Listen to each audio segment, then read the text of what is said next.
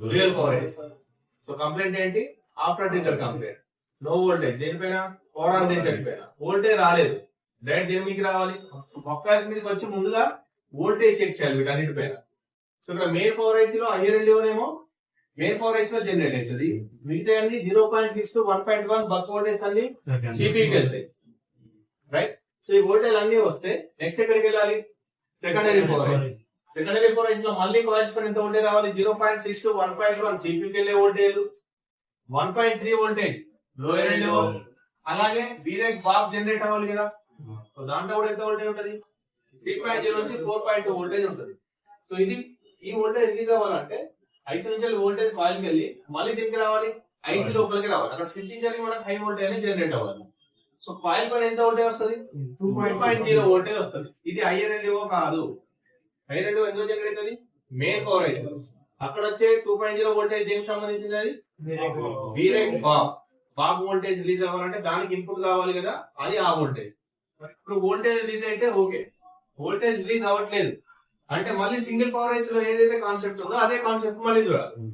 ఇక్కడ మళ్ళీ ఏం చేయాలి? కాయిల్స్ పైన ఏదైనా షార్టేజ్ ఉందా లేదా చెక్ చేయాలి. రావాలి 7 to 7 జిఆర్ వాల్యూ రావాలి. టూ సైడ్ సేమ్ రావాలి, డిఫరెంట్ రావాలి. Two side same GR value రావాలి. వస్తే అన్ని బాగున్నాడు. ఏదో ఒక లైన్ లో షార్టేజ్ ఉన్నా కూడా మళ్ళీ వోల్టేజ్ రిలీజ్ అయితే అంటే రిలీజ్ అవ్వదు.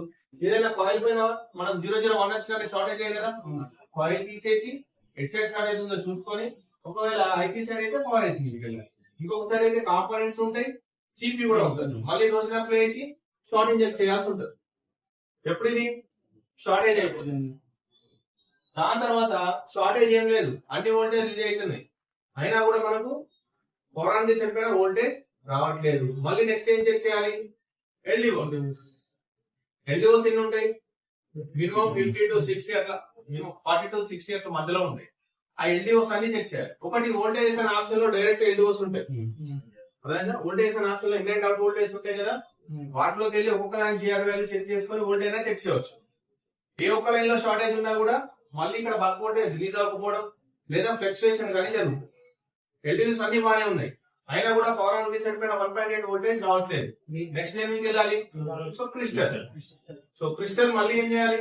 క్రిస్టల్ సంబంధించిన ఎక్స్ట్రా జిఆర్ వాల్యూ చెక్ చేయాలి.